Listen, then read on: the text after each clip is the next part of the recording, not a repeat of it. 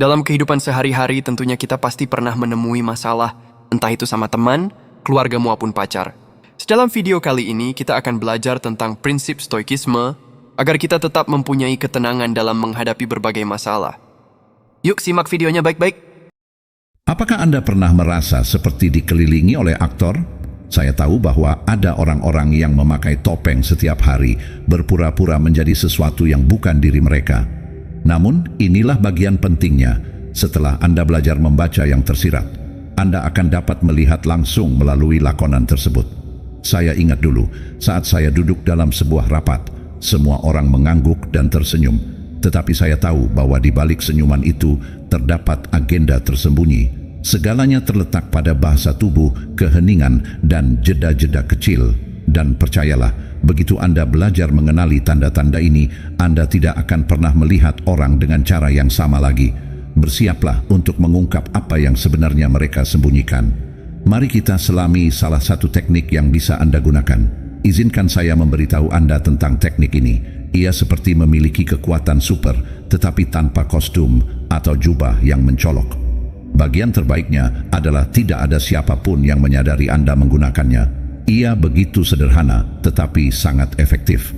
Apa yang perlu Anda lakukan hanyalah duduk, tetap tenang, dan apabila seseorang dengan penuh semangat menceritakan sisi cerita mereka kepada Anda, alih-alih terus menyampaikan pendapat atau berdebat dengan mereka, Anda menyerang mereka dengan 3 kata kecil, ceritakan lebih lanjut. Saya menemukan teknik ini beberapa tahun yang lalu saat berdebat dengan seorang teman tentang apakah nanas termasuk dalam pizza. Dari semua hal yang bisa diperdebatkan, saya bersedia untuk melawan setiap argumen yang mereka kemukakan, tetapi ada sesuatu yang berfungsi. Alih-alih berdebat, saya hanya tersenyum dan berkata, ceritakan lebih lanjut. Apa yang terjadi selanjutnya sungguh mengejutkan. Mereka mulai berbicara tentang pizza, tetapi tidak lama kemudian mereka menceritakan kenangan masa kecil tentang makan malam keluarga, makanan yang mereka sukai, dan bahkan cerita aneh tentang mengapa mereka membenci nanas semasa kecil. Ini bukan hanya tentang pizza lagi. Ini adalah penyelaman mendalam ke dalam dunia batin mereka, semua dari 3 kata kecil ini. Masalahnya adalah ketika orang merasa didengarkan, mereka menurunkan kewaspadaan mereka. Ketika mereka tidak merasa perlu untuk mempertahankan diri atau membantah, mereka akhirnya berbagi lebih banyak daripada yang mereka rencanakan. Anda menciptakan ruang yang aman di mana mereka merasa cukup nyaman untuk melepaskan pembelaan mereka yang biasa.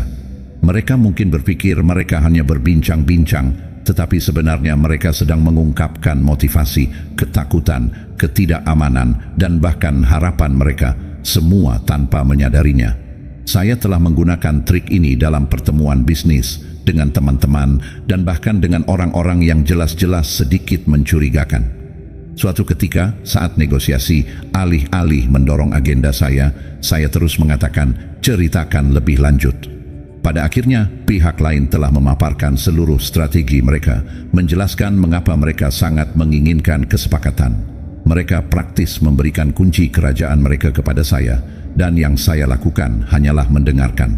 Rasanya terlalu mudah, tetapi inilah kebenaran yang lebih dalam. Ini bukan sekadar taktik untuk mendapatkan lebih banyak informasi atau memenangkan argumen. Ini tentang menciptakan koneksi di dunia di mana setiap orang cepat berbicara tetapi lambat mendengarkan. Ceritakan lebih lanjut menjadi cara untuk memahami orang lain pada tingkat yang lebih dalam, memaksa Anda untuk keluar dari ego Anda sendiri, berhenti memikirkan apa yang akan Anda katakan selanjutnya, dan benar-benar peduli dengan perspektif orang lain. Ketika Anda meminta orang lain untuk menjelaskan diri mereka tanpa menghakimi, itu adalah hadiah yang langka, didengarkan dengan sungguh-sungguh. Dan pada saat itu, Anda membangun kepercayaan, pengertian, dan terkadang bahkan penyembuhan. Teknik ini mencerminkan salah satu ajaran inti stoicisme, empati tanpa keterikatan. Anda tidak mencoba memanipulasi atau mengendalikan percakapan. Anda hanya mengamati, memahami, dan tetap tenang. Ini bukan hanya tentang membaca orang, tetapi melihat mereka apa adanya dan memberi mereka ruang untuk mengungkapkan jati diri mereka yang sebenarnya.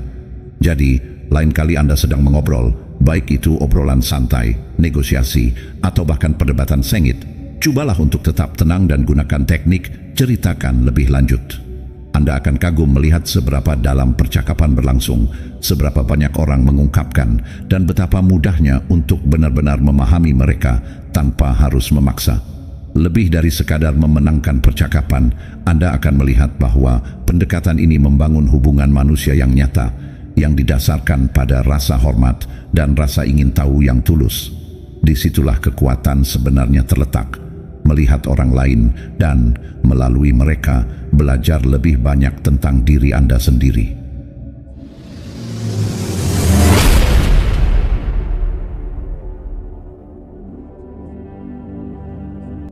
Pertama, perhatikan bagaimana mereka memperlakukan orang-orang yang posisinya lebih rendah.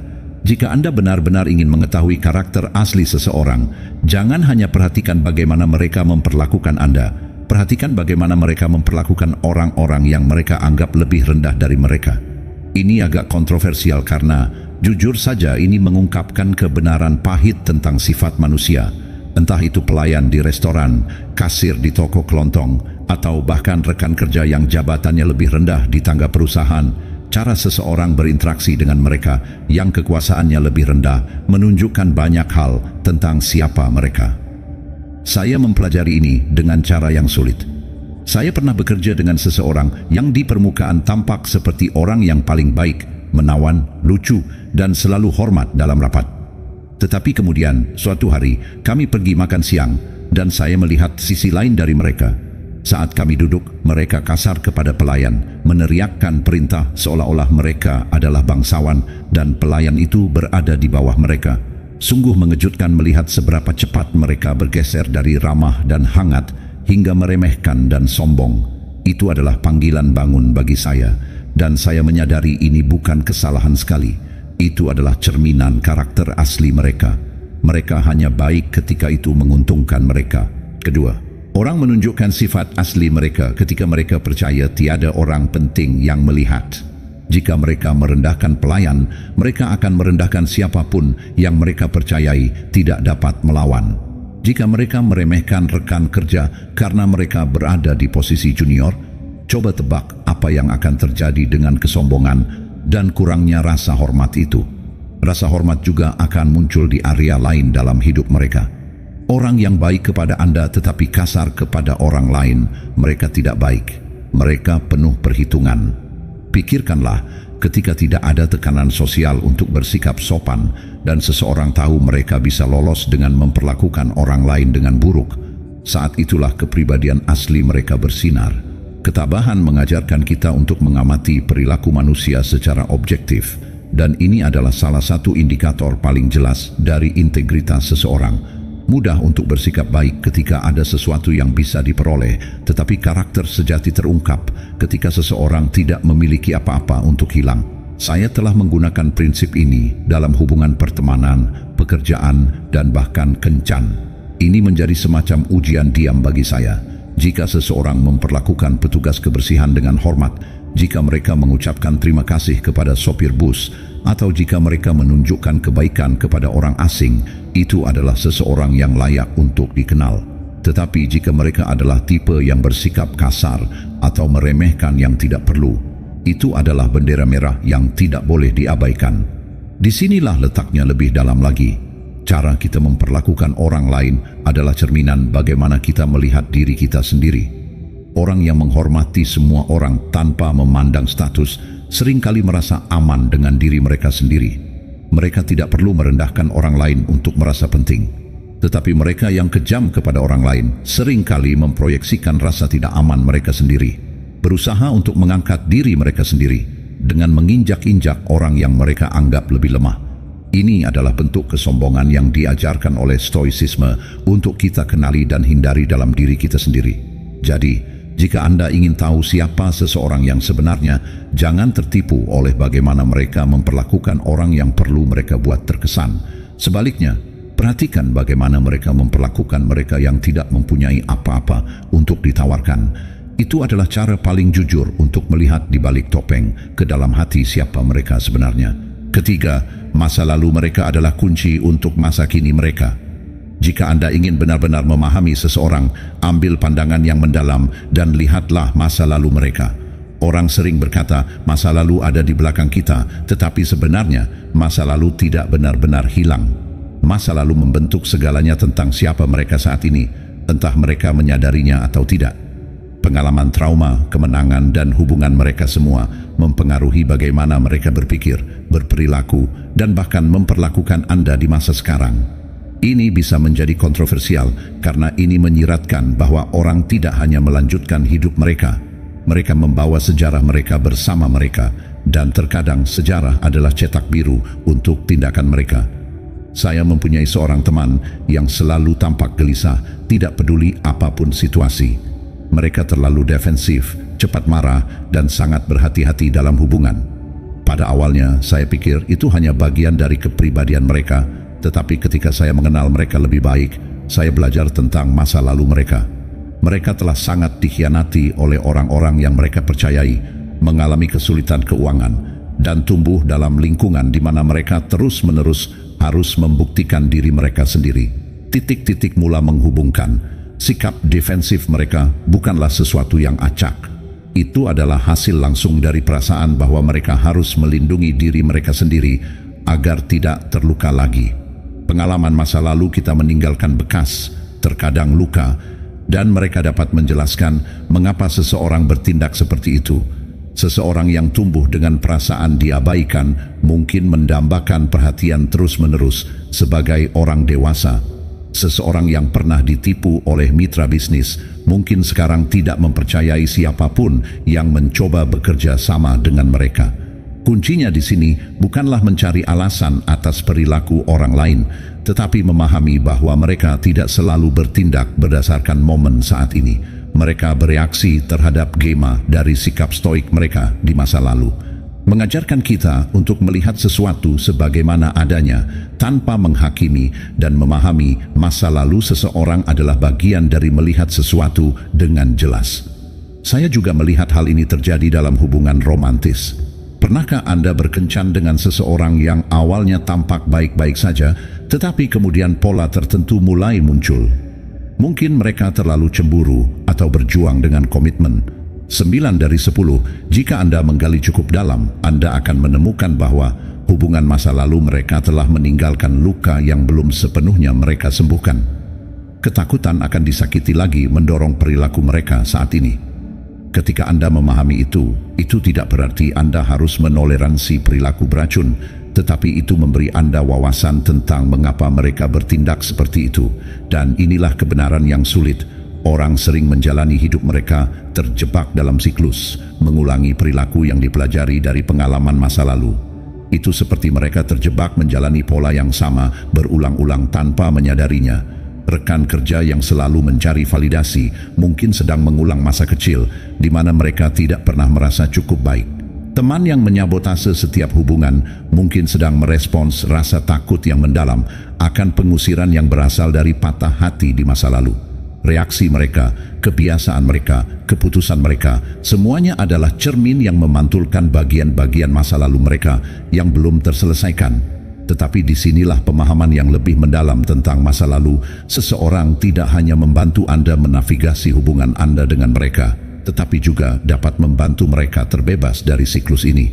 Jika Anda dapat dengan lembut menunjukkan pola yang mereka ulang, Anda mungkin membantu mereka menjadi lebih sadar diri. Dengan melakukan itu, mereka mungkin akhirnya menghadapi apa yang telah mereka hindari selama bertahun-tahun. Stoicisme menekankan refleksi diri dan peningkatan, dan terkadang memahami masa lalu seseorang memungkinkan Anda membimbing mereka untuk memperbaiki diri. Mudah untuk menilai orang berdasarkan bagaimana mereka bertindak sekarang, tetapi masa lalu adalah kunci untuk mengungkap alasan di balik tindakan tersebut. Ketika Anda mulai melihat perilaku orang sebagai respons terhadap sejarah mereka, Anda dapat mendekati mereka dengan lebih banyak empati sekaligus melindungi diri Anda agar tidak terlibat dalam masalah mereka yang belum terselesaikan. Masa lalu selalu hadir. Untuk benar-benar memahami seseorang, Anda harus melihat gambaran utuhnya, bukan hanya bab yang sedang mereka jalani. Keempat, perubahan nada yang tiba-tiba menandakan kebohongan atau keraguan. Salah satu tanda terbesar bahwa seseorang berbohong atau menyembunyikan sesuatu adalah perubahan nada yang tiba-tiba. Perubahan dalam nada suara mereka. Kebanyakan orang tidak menyadarinya, tetapi suara kita sering mengkhianati apa yang terjadi di balik permukaan. Ketika seseorang berbicara dengan percaya diri, nada suara mereka biasanya stabil, kecepatan mereka stabil, dan kata-kata mereka mengalir secara alami. Tetapi ketika ada kebohongan atau keraguan, semuanya berubah. Kadang-kadang dengan cara yang halus, kadang-kadang secara dramatis, seperti alam bawah sadar mereka mencoba memberikan tanda bahaya dengan harapan Anda akan memperhatikan.